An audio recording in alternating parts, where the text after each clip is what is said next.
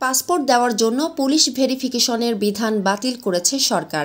প্রধান উপদেষ্টা অধ্যাপক মোহাম্মদ ইউনুস বলেছেন, পাসপোর্ট পাওয়া নাগরিক অধিকার।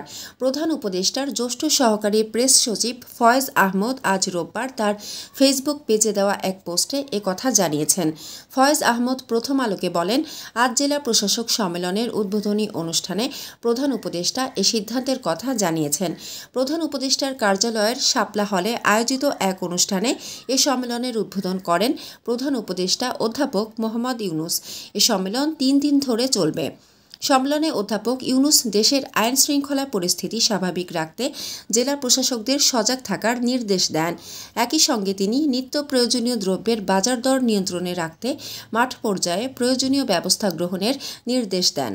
মানসম্মত হাঁস ও মোরগের চাহিদা পূরণ করতে আল আমিন হালাল লাইফ পোল্ট্রি রয়েছে আপনারই পাশে।